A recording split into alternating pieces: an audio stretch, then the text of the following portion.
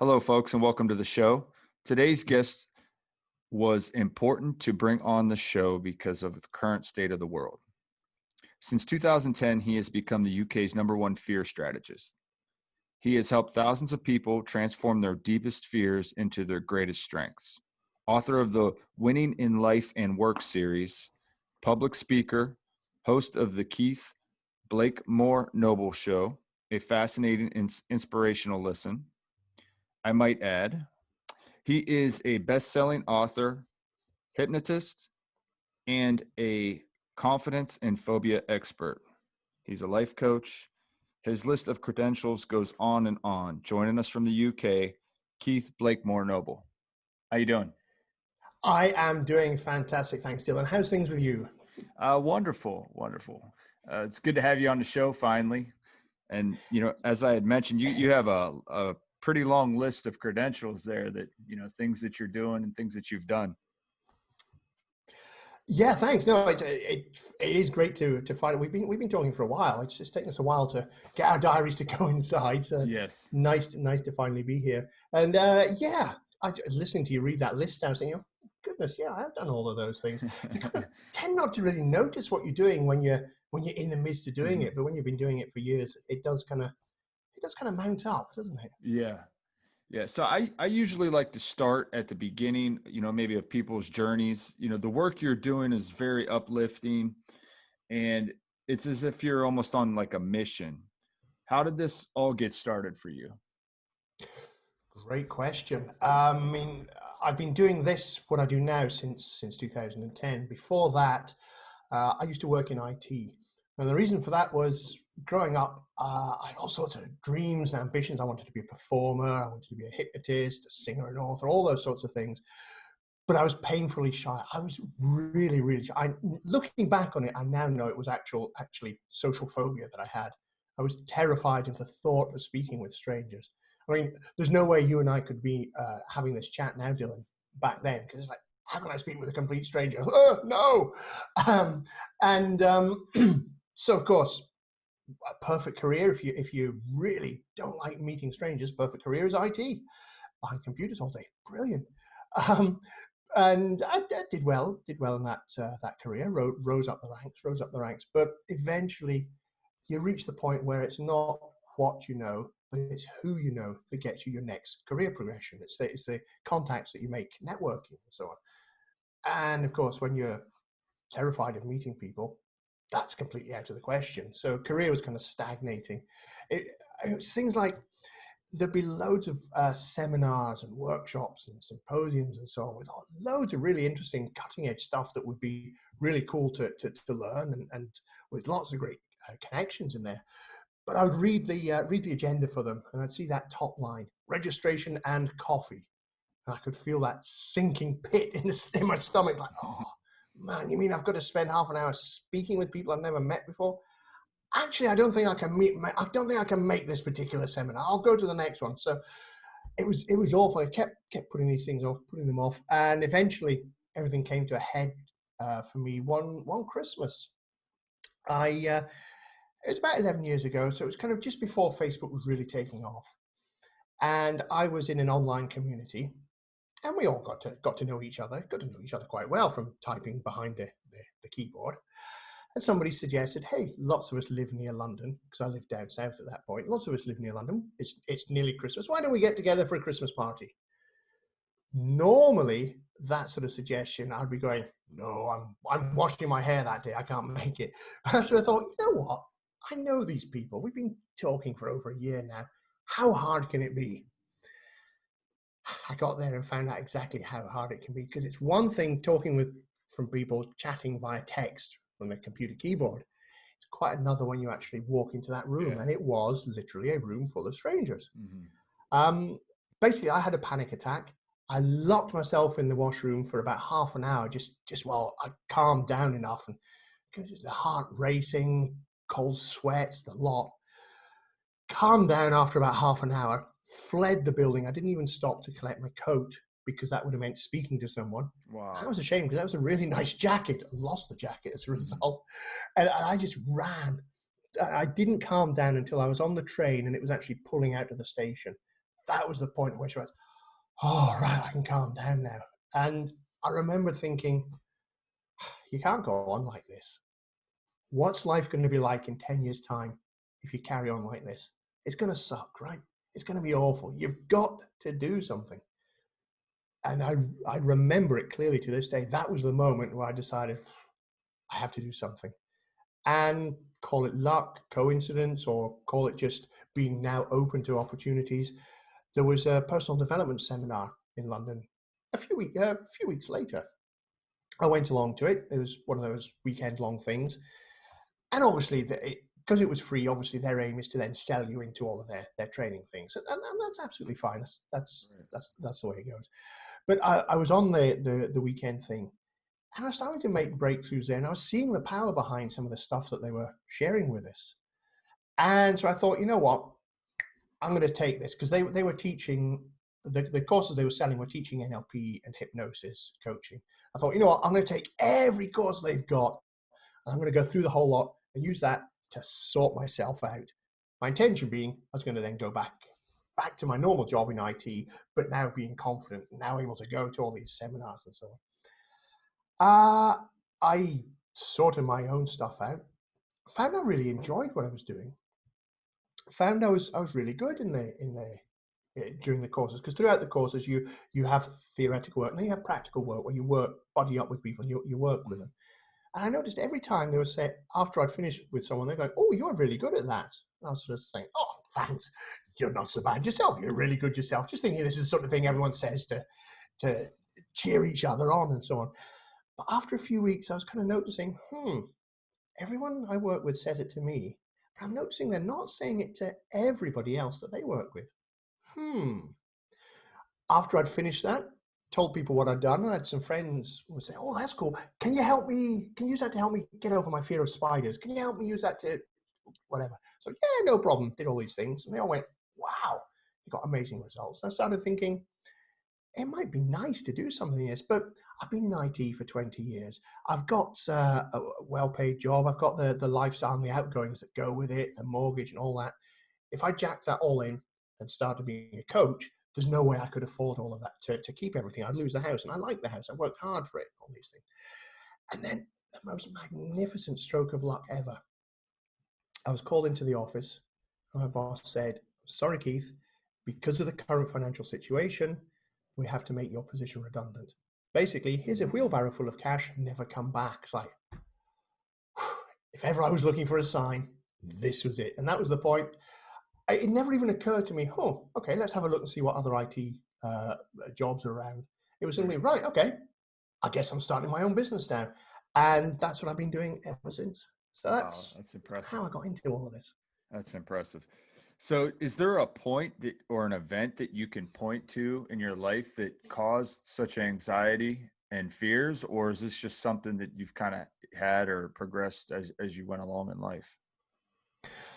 That's the interesting thing about all fears is none of us are ever born scared of anything. As anyone who's had really young children will verify, those kids, they're not scared of anything. The parents are nervous wrecks by that point because the kids are over everything. Right. We're not born scared of anything. We have to have a healthy respect for the dangers of our environment instilled into us. And we learn fear. And there are 3 different ways in which we learn fear. One, we might learn it by having an unpleasant experience. We do something that really hurts or it's really upsetting or whatever, and we quickly learn, oh, that's a bad thing to do. If it's really bad, there's lots of strong negative emotion because we were terrified or really frightened or really hurt, really upset. That can start to become a phobia because next time we're in a situation which has similar environment, our mind recalls the first time and goes, oh my word, that was life-threatening. No, run away. And you go into full-on panic or phobia. Yeah, like fight so that's or flight. One way. Mm-hmm. Exactly, fight or flight. Mm-hmm. And the interesting thing is, as we grow up, we kind of realize, actually, this thing isn't scary. Let's take spiders, for example, which is a very common fear a lot of people have. As we grow older, we realize it's a tiny thing. It can't hurt us. There's really no reason for me to be afraid. But the unconscious has already put us on red alert. It's prepped us for fight or flight. We've got all the adrenaline and everything flooding through our body, which is why we're hyperventilating and the heart's pounding, cold sweat. You can't logic yourself out of that because your unconscious already kicked you into that mode, and it takes a while for all those things to dissipate, even if it were to stop there and then. Right. So once you're in a phobic response, you can't sort of go, this makes no sense. I'm going to stop being scared. It's irrational. We know it's irrational, but it just doesn't stop. So that's one way we can learn it. Second way is by observation, especially when we're young. For example, if we see a parent always freaks out every time they see a mouse, we very quickly learn, oh, that thing is scary because it terrifies my parent. And when we're really young, our parents are gods. Mm-hmm. And if something freaks them out, oh, it must be bad. So we learn from other people's behavior. So that's the second way we learn fears and phobias. Talk about phobias. A phobia is just an intense, irrational fear of something that can't hurt us. It's kind of an extreme end of fear. So fears and phobias, the same thing deep down psychologically. And the third way we learn it is we get taught it explicitly. Now, there are 4 words which I'm willing to bet pretty much every single one of your listeners has had said to them when they were growing up. And they'll have had these words said to them many, many times. Don't talk to strangers. How often do we say that to our kids, right? And here's the thing, when we say it to them, it's absolutely vital. It really does save lives, and it is in their best interests. But here's the thing, when was the last time somebody said to you, hey, Dylan, you know what? You're big enough, you're old enough, you know how to look after yourself. It's okay to talk to strangers. They never say that. Right. So we never kind of get that permission. Plus, when we hear don't talk to strangers over and over and over and over again, it really builds it up. Plus, often our parents have got a lot of anxiety and fear when they're instilling this in us because obviously they know what could happen. And they are very emotionally invested in our well-being. So some of that fear comes through. So although they're saying don't talk to strangers, it kind of comes across as don't you dare talk to strangers, because if you talk to a stranger, they will kill you to death. And Mummy and Daddy will be really upset. It'll all be your fault because you spoke to a stranger. It's like, right. I'm never going to speak to a stranger ever again.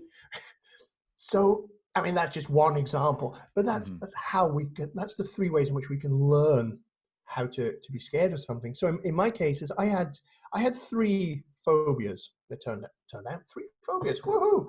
Completely conquered all 3 of them. Mm-hmm. One was heights, one was spiders, and the big one was social phobia. Right. And in each of those cases, I did kind of pinpoint the thing that made me, that taught me how to be scared of that. I didn't really know what it was until I went through the stuff to get rid of the fears. But sometimes it's really interesting. And all 3 of them happened when I was really young. So the program you used was able to help you overcome and master your fear. But was there some other, like you had mentioned, you know, you had to pinpoint, was there some like self-taught things in there as well, or is it as far as mastering your phobias? Yeah. So the interesting thing with phobias is you can get over them really quickly. The fastest I've ever had a client conquer their phobia was under 10 minutes. That is the exception. It's not the rule. Normally we take a session, 3/4 of an hour to an hour. This one person, they nailed it in 10 minutes, because what we do with phobias is that generally the way that I help people conquer them is we go back to observe the first event. We don't kind of actually go through the event and experience it with all the fears and the tears and everything, because that just doesn't help anyone. But we kind of almost observe it like a third party, as if we're watching it on a cinema screen. And we kind of replay it in various different ways, making it sillier and sillier, more and more absurd. Because by doing this backwards and forwards quickly, over and over and over, what we do is we actually change the way in which the mind stores the memory of that event. So instead of remembering something really, really scary and terrifying, our memory is now something that's quite funny and in a way, and it's absurd and it's silly. Because whenever we go into a situation, our mind will always check back to see, have we encountered this sort of thing before? If so, what did we do then? Because that's what we'll do this time. Because we don't want to have to work it out from first Like a principles. learned behavior. Exactly. So when we've done that change, next time we see a spider, for example, or next time we're up high, or whatever it was, our mind goes back to that very first event, which it's now seeing as something that was quite funny or absurd or daft. So we don't get any of those negative emotions, which already puts us in a far better place to be able to then deal effectively with it. So that's kind of the crux of it.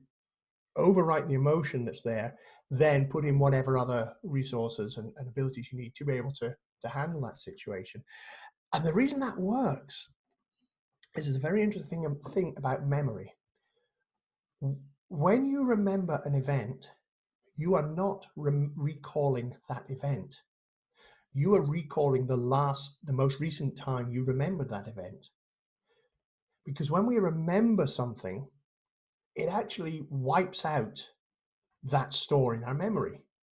And we then store that memory again as we're remembering it.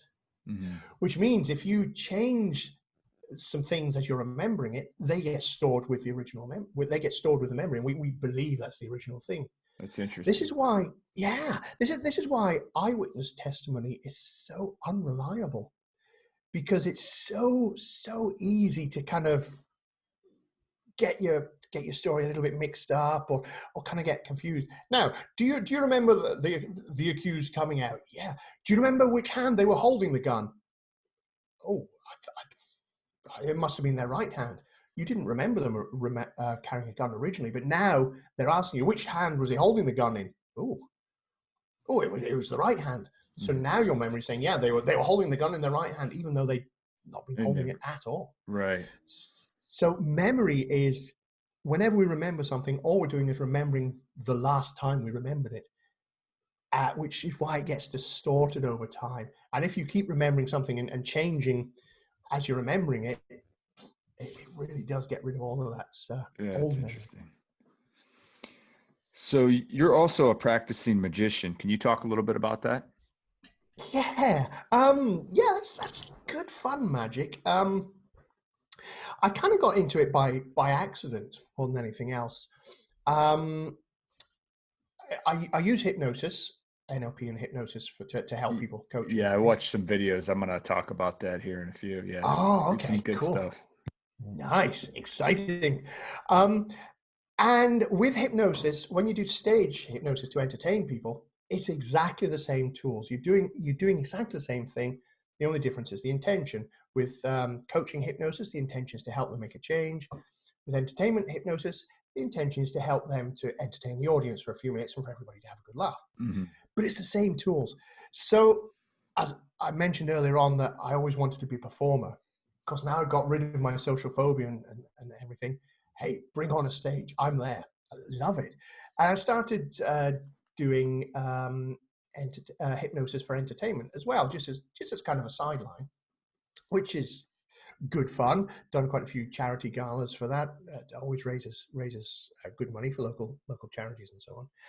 And I also started doing with a few other hypnotist friends of mine. We started doing street hypnosis, where basically you're just in the street and it's, hey sir, would you like to be hypnotized? And you walk up to someone and say that, there's like, get me out of here, whoosh, and run off, because it's quite a big thing to hypnotize someone. I kind of figured I need some kind of hook to get their attention and to build up a little bit of trust, so that they realize, actually, this guy isn't a complete psycho. He's okay. Let's have a bit of fun here. And what better way to kind of engage someone, to entertain them, than to walk up and say, hey, do you want to see a trick? Pick a card, any card. Because people know what to do. Lots of people love magic tricks. And if somebody's saying, pick a card, you know what to do. Hey, I'm going to pick a card. Oh, cool. So it's really comfortable. The idea being, do some magic. Then if they enjoyed that and they seem responsive, hey, do you want to see something really cool? And you can then do one of the things that checks how susceptible they are to hypnosis, and they're still having fun. If they go through all of that, hey, do you want to see something really cool? You've heard of hypnosis, right? Do you want to experience it? And get them in. Which meant I had to learn magic. Now, When I was growing up, there was one magician above all who was really popular on British television. He was very popular, really good magician. His name was Paul Daniels. I'm not sure if you've heard of him over. Yeah. Unfortunately, he's no longer with us. He died a few years back. But he was always a massive hero of mine. And through various contacts and circumstances and connections, I managed to get to spend a little time with Paul personally, having him personally teach me magic. And it wasn't a case of, right, here's some tricks, here's how you do some tricks, which is what so many do. He actually taught kind of how magic works. In other words, when you get a trick, figure out how it works. Figure out how you can change it, make it bigger, make it smaller, adjust things. What's going on? Why does it work? So you really kind of break it down. Do that with all the tricks that you learn. And after a while, you start to be able to create your own. You start to be able to mix and match ones. You start to be able to create ones impromptu on the fly, which was the most invaluable piece that I've ever learned in magic. I mean, I've studied various magicians over the years, and various courses and so on. But that stuff that Paul taught was really, really helpful. We were due to get together about a year later. Unfortunately, he fell ill and passed away. But that's kind of how I really got started in magic. Most of what I do is card magic, simply because it's so easy. You need no props, no preparation, just deck of cards. Everybody knows what a deck of cards is. Nobody's going, deck of cards, pick a card, shuffle it, you shuffle it, hey, pick a card, right, there was your ace of spades. Oh, what?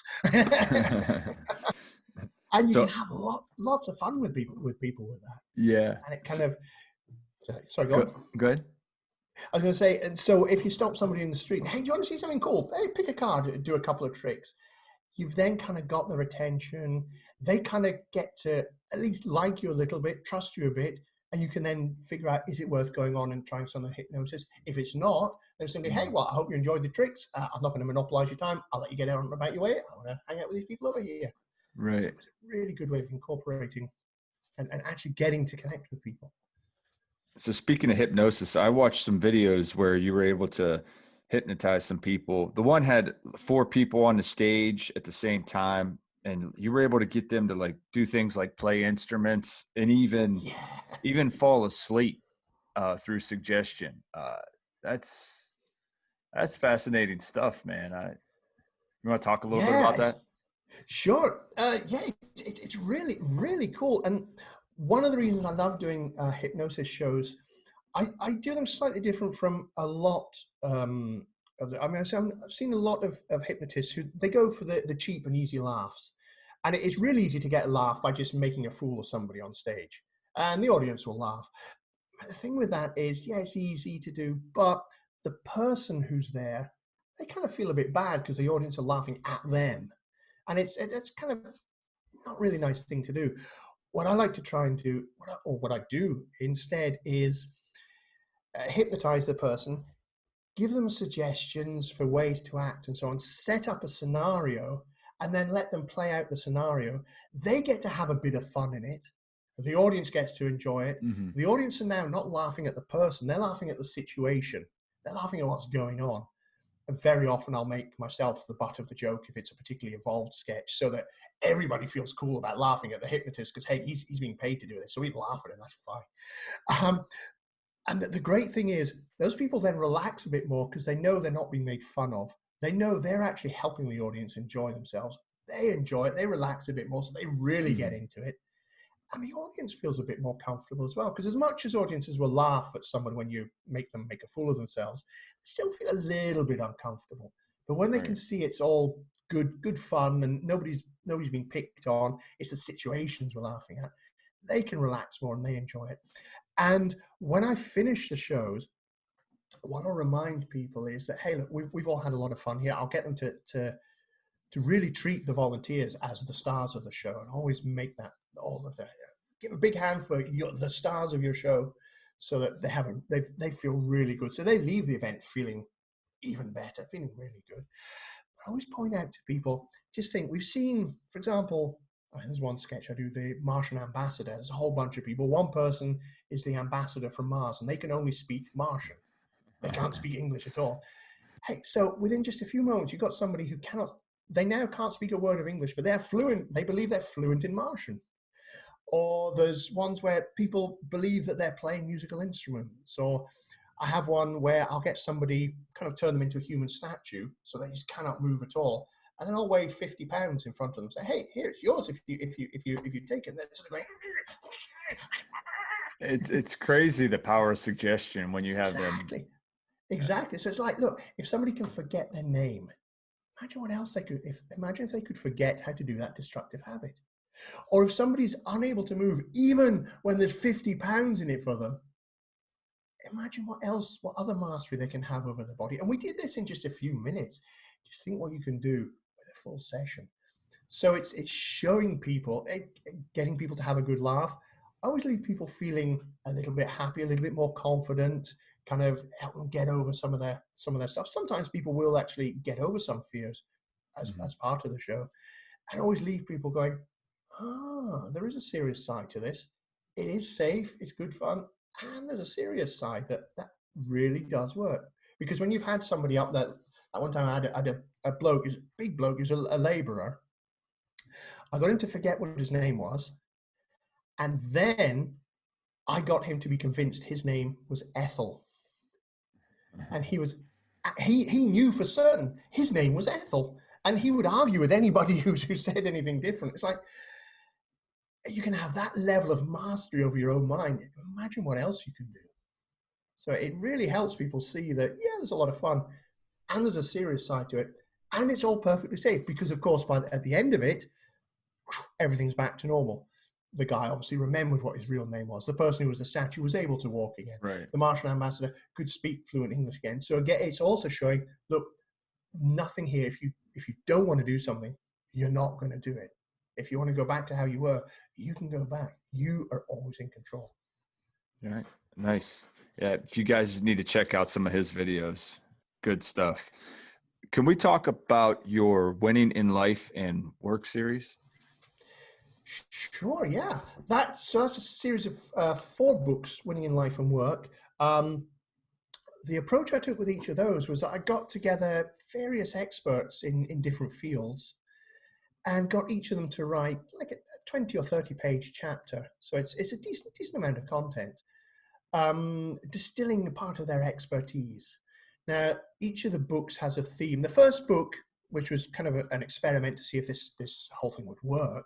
So the first book, simply called it Volume 1, which was, if anything, it was a sign to me that, hey, look, this isn't the only book you're going to do here, so remember there will be others.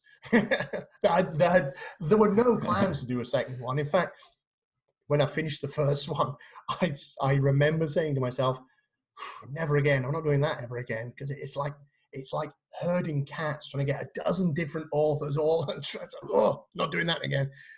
But about a year later, I was thinking, actually, it wasn't that bad. It was good fun. I've learned the lessons. I'm not going to make those mistakes again. And there's a lot of value for the readers. So I did the second one. And the second one was called New Beginnings. So it's themed all around starting over. So, for example, one person, they had their entire business stolen from them by their business partner overnight. Lost everything overnight. How the heck do you start again from that? Or there was one lady went from the Philippines to Australia, knew absolutely nobody. How do you start a new life there? Somebody who lost their partner in a particularly unpleasant way. How do you start over? So it's helping people to make new beginnings.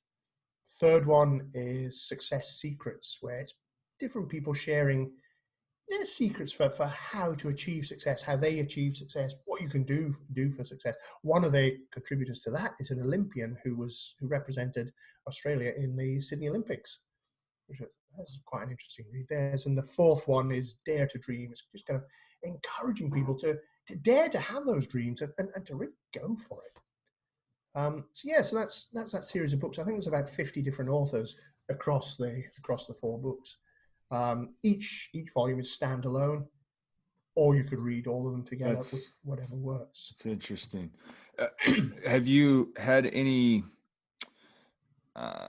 what's the word? memorable, maybe people talking about the books and inspirational things that maybe have helped them? Any kind of stories that you can share with that? Gotcha. Yeah. I tend not to hear that much from readers of the book. I think generally people like kind of read the book, and then when they make the changes, like, well, I don't really want to admit I had that kind of, and that they just get on focusing on doing it. But I have seen a few people who've drawn comfort from some of the things that have happened in there. There was one person who they lost a business, and they lived in Brazil, and they lost a business, and they were kind of thinking, I might just give up. What's the point? Just give up on everything. A friend of theirs happened to lend them a copy of the book because it's international, it's everywhere, and it was New Beginnings was the book that they read, and they said, oh yeah, all right, I'll read it. And they kind of thought, well, I'll just dip into one chapter to see what it's about, and they ended up reading the whole book because each chapter is self-contained, but each one is an individual story. So it's quite engaging. It's long enough to give you some good content and advice and tips and really get you thinking, but short enough that it stays interesting and you don't get bogged down. And last I heard, a couple of years ago, they'd not only gone out and launched a new business, but they were doing rather well. They were actually reaching the point of looking to sell that business and go and start up another one. Very good. That was really, really nice to hear. Really nice to hear. Can we talk a bit about your radio show, the types of guests, and maybe some of the topics that you discuss? Oh, yeah. So the show I have at the moment, the Keith Blakemore Noble radio show, because why not? That actually evolved. I used to do, because I was crazy back then and didn't know any better, 2 or 3 years ago, I used to do two different shows a week. That's a lot. Ridiculous. It seemed like a good idea at the time. One was called Winning in Life and Work, which was based around the premise of the book. A lot of the guests that I had on there were the authors from the book, so we got to talk about their topics. Some of them were other people who were sharing what they'd learned about winning in life and work. And that was quite an interesting one. It was a self-contained one, but that kind of ran its length, and it made sense to stop it when we did, partly because doing 2 one-hour shows a week is ludicrous. It's a lot of work, yeah. The other one I called the Confidence Alchemist radio show, because at that point, I hadn't quite twigged that fear is where it's all at. I was still thinking it was confidence. And I was, some were solo episodes, some were getting people on to talk about their experiences with confidence. And it was kind of okay, but again, trying to do the 2 shows a week was a nightmare. So I stopped those. I had a break for a few months, thought, do I really, really want to do this? And then figured, basically learn. It's always about learning from our mistakes, really, isn't it? And I kind of took what worked from those 2 shows and what didn't work. One thing that didn't work is doing 2 shows a week. So it's right. There's going to be one single show. Because, I mean, it's bad enough if you're doing 2 shows a week of the same show. But when you've got 2 different shows for different audiences, different guests, you're promoting them different, it's a nightmare. So it's like, there's going to be one single show. Decided to do it around about the 20 to 30 minute mark, because I found a lot of people enjoyed listening to podcasts on their commute. If you got like 20 or 30 minutes on a commute, or you're kind of chilling out for a bit, an hour for the kind of ones that I was doing, an hour was quite a lot of time for them to take out. It's like, oh, I'll get around to that. But whereas the shorter ones, like, oh yeah, I'll listen to that. And then maybe they end up listening to a few. So I took those, and the idea is it's a mixture. Some episodes are just me. I say just me. Hey, it's me. You know what I mean? Some episodes are solo episodes. And we're talking about different things about fear, or exploring. A popular one was busting myths around hypnosis, or looking at what NLP is, looking at all these things. And somewhere I bring in guests, and it's not so much, I'm not really looking for guests who are saying, oh, here's how I help people conquer fears. What I'm looking for are guests who have overcome their own fears, for example, or who have something interesting to talk about around fear. One, I think my favorite episode was I brought on a guy called Paul Fitzwilliams, and he is an author. He specializes in writing horror. And so we did an episode that went out on Halloween, which was basically exploring why do we love to be terrified out of our wits in fiction, where in reality we'll do anything to avoid being scared. What's going on there? Right. That was a really interesting one. That is I want to interesting. get him back for next Halloween to Why explore are more. some of the reasons that can you share some of that? Okay, so can you share some of that reasons into why maybe people enjoy being scared through fiction?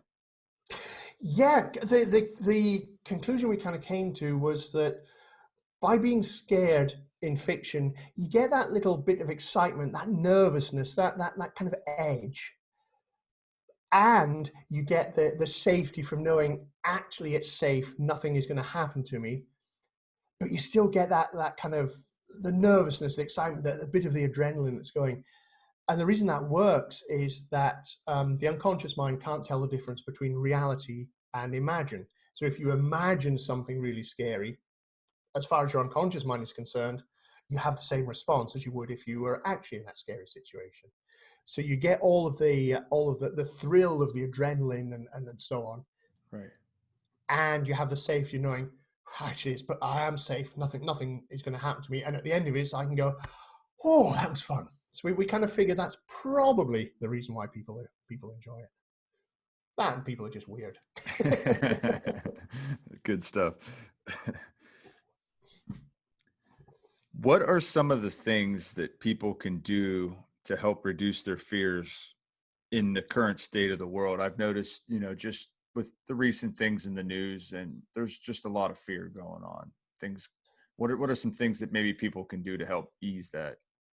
Yeah, and you're right, particularly at the moment with the situation with the virus and everything that's going on at the moment. There is a lot of fear around. I think perhaps one of the most important things one can do, particularly for this sort of stuff, is to be a bit more careful about what you listen to. By which I mean, if you go looking for any particular viewpoint, you will find it. You'll find somebody who will support absolutely any viewpoint. So there's no point in sort of just going, oh, I read such and such on Facebook, therefore, let's panic, because you can read absolutely every possible thing somebody will suggest it, whether it's true or not.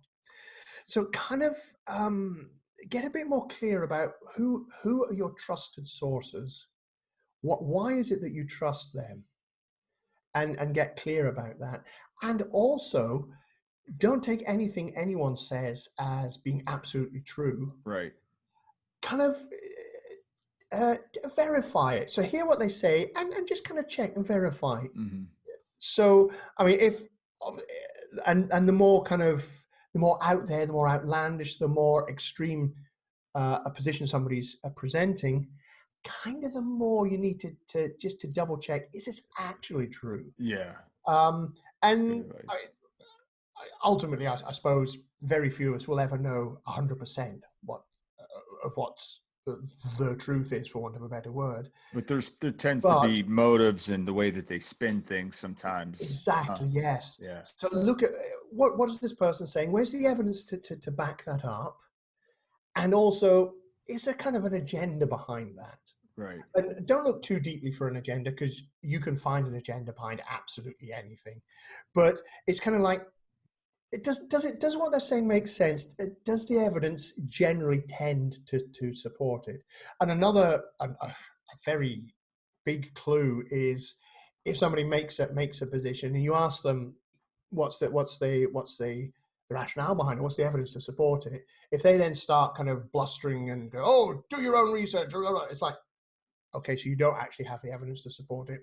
Okay, I'll hear what you say, but I'll place lower emphasis on it until I see evidence to support it. Because if you have got strong evidence for your position, then you're more likely to offer that to someone. I mean, if I were to say to you, well, I can't think of anything at all I might say now. But if I were to say something to you, I would, and you asked for, well, how does that work, or where did you get that from? And I then offer the research to back it up, or the evidence to back it up. Then your mind lets you go, okay, yeah, that seems reasonable. I can see where you got from that. Mm-hmm. So that can be a really good way to help reduce a lot of the fear that's going on. Just realize that yes, there are a lot of people with a lot of agendas. A lot of people have a lot of fears. A lot of people make stuff up, sometimes deliberately, sometimes just because they find it comforting to believe that things are this way, because if they were that way, that would be even scarier. So there's a lot of different opinions around.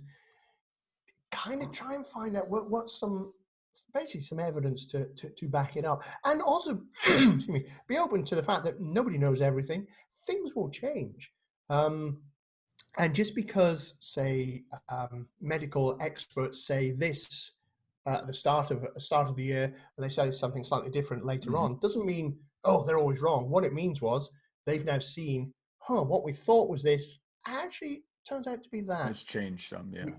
If you see new evidence, there's nothing wrong with changing your position. That's right. I think it's important to stay open-minded about things like that.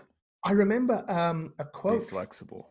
Yeah, I remember a quote. I saw an interview. Somebody was interviewing His Holiness the Dalai Lama, and they were talking about Buddhism and all these sorts of things. And the interviewer said to him, okay, what would you do if science came up with evidence which disproved one of the fundamental beliefs of Buddhism? What would you do if science came up with to disprove that? And the Dalai Lama looked slightly puzzled and said, why, we would change our beliefs. Why? What do you expect us to do? We change our beliefs to fit the new evidence. Of course we would. It's like, if you keep an open mind, and just because someone's position may change doesn't necessarily mean they're wrong, or that they don't know what they're doing. It just might mean they've now got a little bit clearer about it, or there's some more information that's come across. That's great advice. Can you talk about the 4 sites I seen on your website? Oh, 4 sites. Yes. Mm-hmm. There is a networking organization that I take part in quite a bit in the UK, although they're now expanding globally because it's now all online, which makes so much difference. And as part of their meeting, so that the organization is called For Networking. And so they kind of theme everything around the number 4. And as is common with a lot of network meetings from lots of different organizations, they have a section in their meeting where somebody comes and does a talk on a topic. It's not a sales pitch. It's a talk presentation about something interesting, sharing some insight or whatever. And they call that Foresight. And I live up in the northeast of Scotland, fairly remote from most of the rest of the country, really. My nearest physical network meeting used to be about an 8-hour round trip by car, which is a long way to go for a meeting. So I never actually got to attend any of the physical meetings. But when they went online, it's so much easier. You can join the meetings just from Zoom. So I've really dived in, take part in lots of the meetings, and I now have my Foresight tour. So I've got three different talks that I take around, and speak at usually 2 to 3 different meetings a week, and those are the Foresights. So I'm having a lot of fun sharing the content with them. It's 3 very different ones. Having a lot of fun sharing the content. It's also great to get, because you get the instant dynamic feedback from people there. We often have a sort of short group discussion afterwards. It's really interesting to see how things evolve. And in fact, as a result of that, the first Foresight that I did, because of the feedback that I've had from it and requests from people, I'm now actually turning that into a book, which is coming out in September. So that's going to be interesting. What's the title? The title is The Masks We Wear. And interesting. So it's all about the masks that we pretty much all wear throughout our lives without even realizing it. So it talks about what they are, where they come from, the dangers of wearing them, the advantages of not wearing them, and how we can get rid of them. That sounds like a fascinating read.